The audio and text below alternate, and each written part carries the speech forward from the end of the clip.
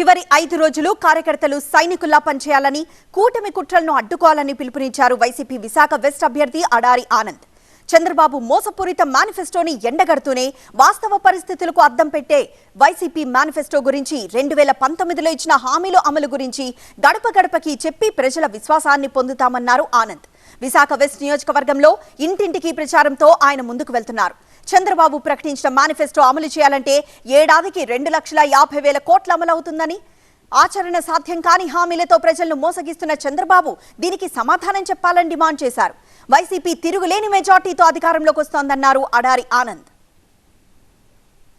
Manifesto Jaganmohan Reddy గారు ఇచ్చిన manifesto ప్రజలందరికీ కూడా వాస్తవాలకు దగ్గరగా ఈరోజు ప్రజలకు ఏం అవసరమో ఏ విధంగా మరి ప్రజలకి లాస్ట్ 2019లో నవరత్నాలు అన్నది జగన్మోహన్ రెడ్డి గారు పెట్టి ఏ విధంగా ఈ 5 సంవత్సరాలు కూడా ప్రజలకి సంక్షేమ పథకం ఇచ్చారో దానికి ఈరోజు రెట్టింపుగా ఈరోజు మళ్ళీ 2024 మేనిఫెస్టో ఇవ్వడం జరిగింది.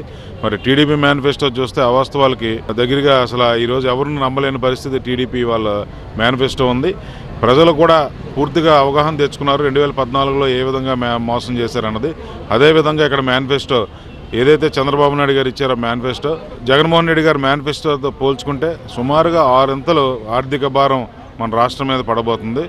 మరి ఇంత మొన్నటి వరకు కూడా రాష్ట్రం ఎందుకు పనికిరాకుండా పోతుంది, ఆర్థికంగా చాలా నష్టపోతుంది, ఒక వియత్నాం శ్రీలంక అయిపోతుంది అని చెప్పిన వ్యక్తి ఈరోజు 3 ఇంతల ఆర్థిక భారం 6 ఇంతల ఆర్థిక భారం ఈరోజు మన ప్రజల మీద మన రాష్ట్రం మీద పెడుతున్నారంటే ఎంతవరకు వాస్తవం కూడా ప్రజలందరూ తెలుసుకుంటున్నారు.